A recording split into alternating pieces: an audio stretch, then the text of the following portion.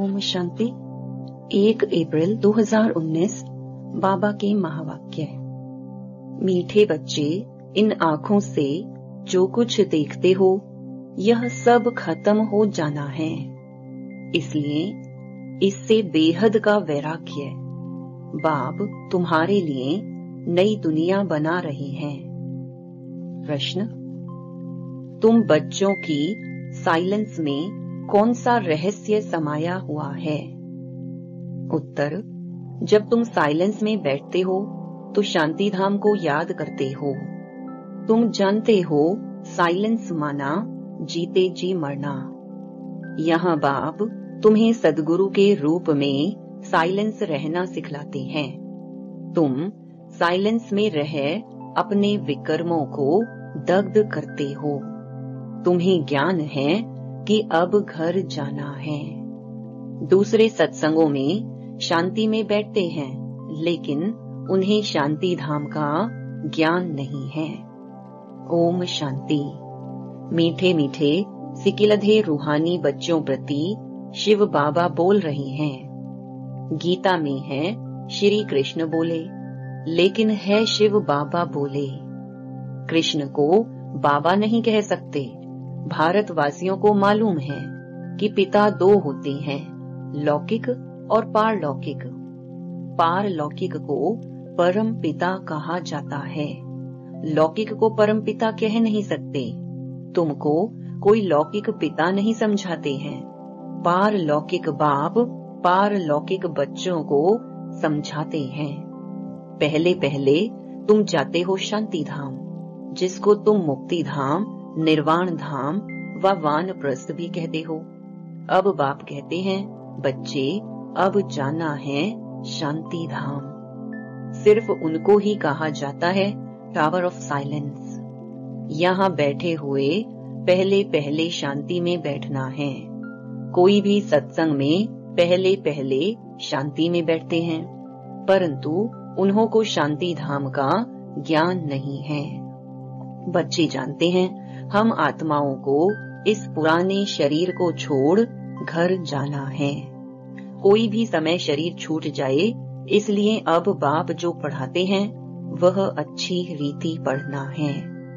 वह supreme teacher भी है, सद्गति दाता गुरु भी है।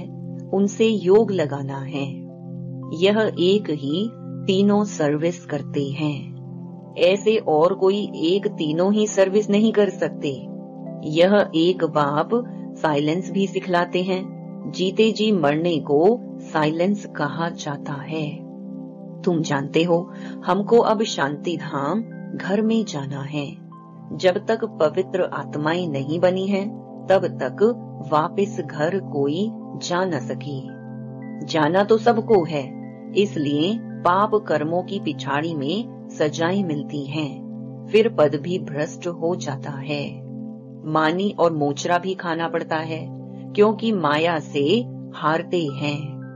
बाप आते ही हैं माया पर जीत पहनाने, परंतु गफलत से बाप को याद नहीं करते। यहाँ तो एक बाप को ही याद करना है। भक्ति मार्ग में भी बहुत भटकते हैं। जिसको माथा टेकते उनको जानते नहीं। बाप आकर भटकने से छुड़ा देते हैं। समझाया जाता है, ज्ञान है दिन, भक्ति है रात। रात को ही धक्का खाया जाता है। ज्ञान से दिन अर्थात सतयुग त्रेता, भक्ति माना रात द्वापर कलयुग। यह है सारी ड्रामा की ड्यूरेशन। आधा समय दिन, आधा समय रात। प्रजापिता ब्रह्मा कुमार कुमारियों का दिन और रात। यह बेहद की बात है। बेहद का बाप बेहद के संगम पर आते हैं, इसलिए कहा जाता है शिवरात्रि। मनुष्य यह नहीं समझते कि शिवरात्रि किसको कहा जाता है।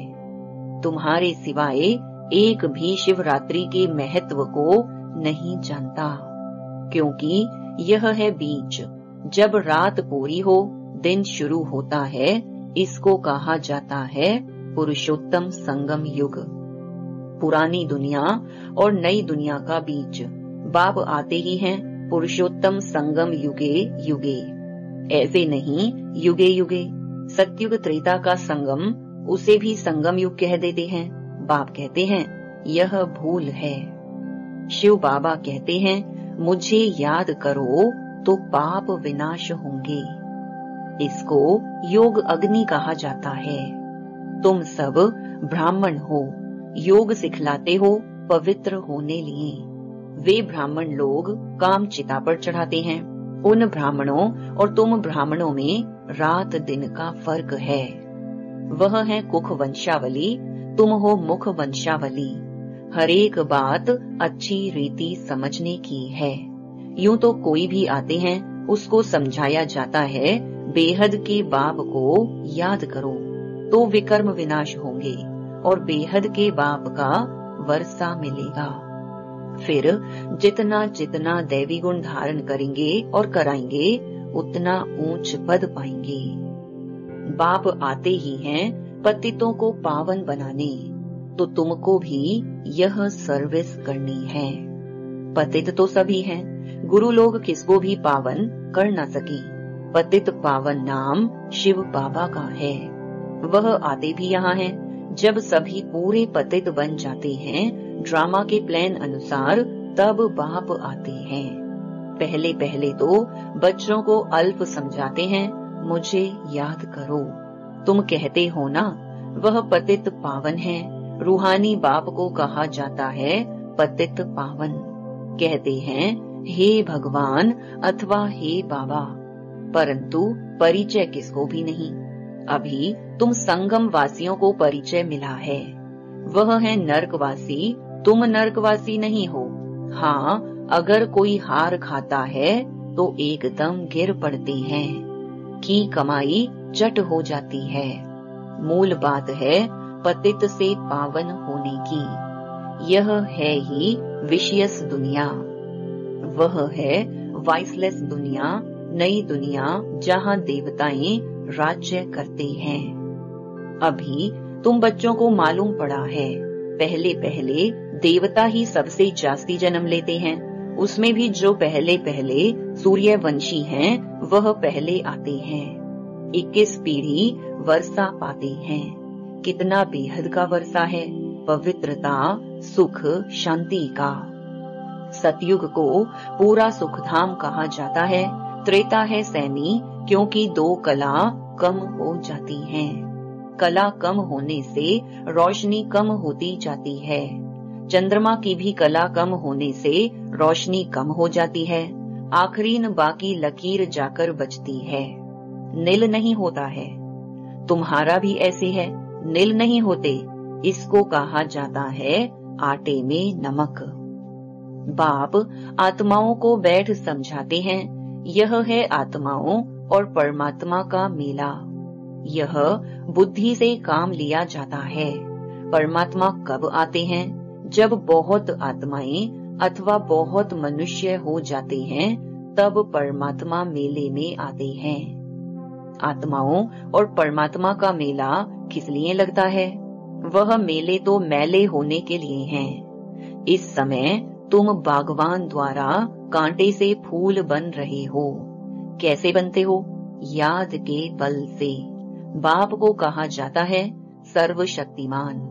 जैसे बाप सर्वशक्तिमान है, वैसे रावण भी कम शक्तिमान नहीं है। बाप खुद ही कहते हैं माया बड़ी बलवान है, दुस्तर है। कहते हैं बाबा हम आपको याद करते हैं, माया हमारी याद को भुला देती है। 1-2 के दुश्मन हुए ना। बाप आकर माया पर जीत पहनाते हैं, माया फिर हरा देती है। देवताओं और असुरों की युद्ध दिखाई है, परंतु ऐसे कोई है नहीं। युद्ध तो यह है। तुम बाप को याद करने से देवता बनते हो। माया याद में विघ्न डालती है, पढ़ाई में विघ्न नहीं डालती, याद में ही विघ्न पड़ते हैं। घड़ी घड़ी माया भुला देती है। देह अभिमानी बनने से माया का थप्पड़ लग जाता है।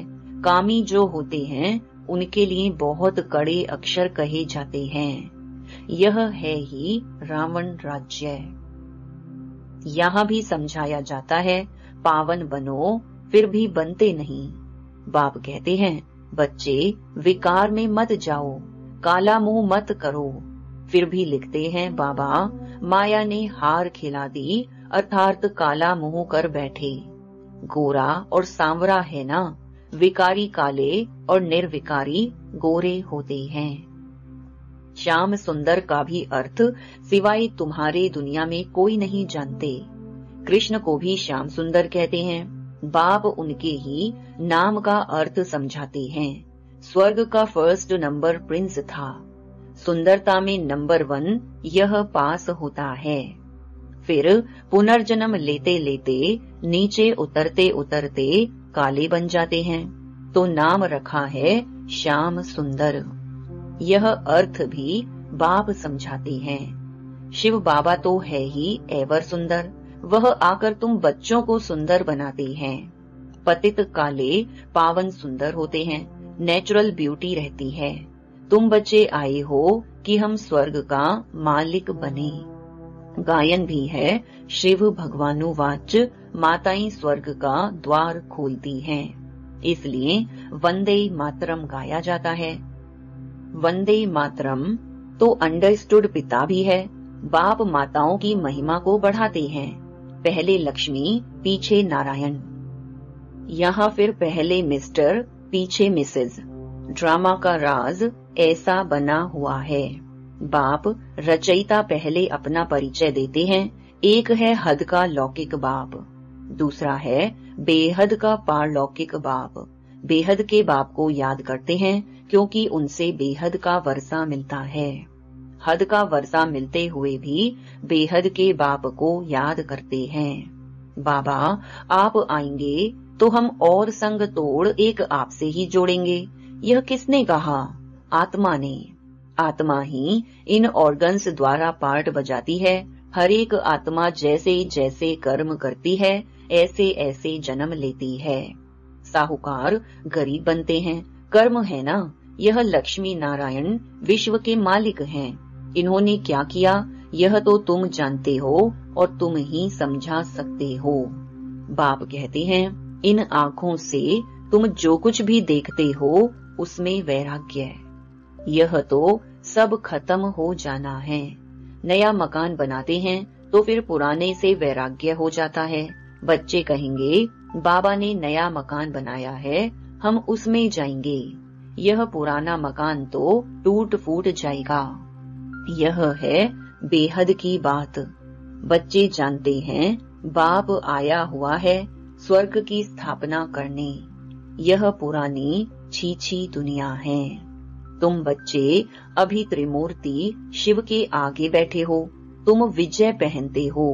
वास्तव में तुम्हारा यह त्रिमूर्ति कोट ऑफ आर्म्स है। तुम ब्राह्मणों का यह कुल सबसे ऊंचा है, चोटी है। यह राजाई स्थापन हो रही है। इस कोट ऑफ आर्म्स को तुम ब्राह्मण ही जानते हो। शिव बाबा हमको ब्रह्मा द्वारा बढ़ाते हैं देवी देवता बनाने के लिए। विनाश तो होना ही है। दुनिया तमो प्रधान बनती है तो नेचुरल कैलेमिटीज भी मदद करती है। बुद्धि से कितनी साइंस निकालते रहते हैं। पेट से कोई मूसल नहीं निकले हैं, यह साइंस निकली है जिससे सारे कुल को खत्म कर देते हैं। बच्चों को समझाया है ऊंचते ऊंच है शिव बाबा। पूजा भी करनी चाहिए एक शिव बाबा की और देवताओं की। ब्राह्मणों की पूजा हो नहीं सकती क्योंकि तुम्हारी आत्मा भल पवित्र है लेकिन शरीर तो पवित्र नहीं है, इसलिए पूजन लायक नहीं हो सकते। महिमा लायक हो। जब फिर तुम देवता बनते हो तो आत्मा भी पवित्र, शरीर भी नया पवित्र मिलता है। इस समय तुम महिमा लायक हो। वंदे मातरम गाया जाता है। माताओं की सेना ने क्या किया?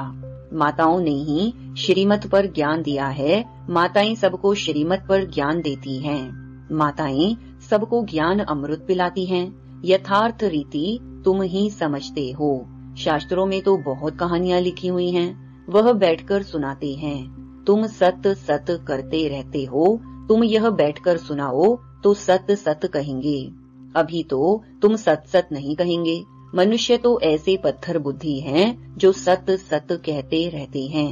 गायन भी है पत्थर बुद्धि और पारस बुद्धि। पारस बुद्धि माना पारसनाथ। नेपाल में कहते हैं पारसनाथ का चित्र है। पारसपुरी का नाथ यह लक्ष्मी नारायण है। उन्हों की डिनेस्टी है। अब मूल बात है रचयिता और रचना के राज को जानना, जिनके लिए ऋषि मुनि भी नेति नेति करते गए हैं।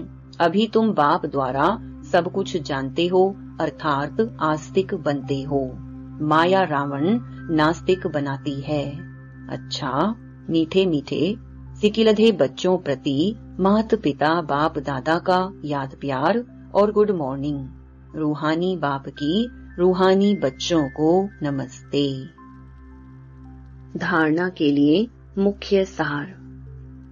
पहला, सदा स्मृति में रहे कि हम ब्रह्मा मुख वंशावली ब्राह्मण हैं।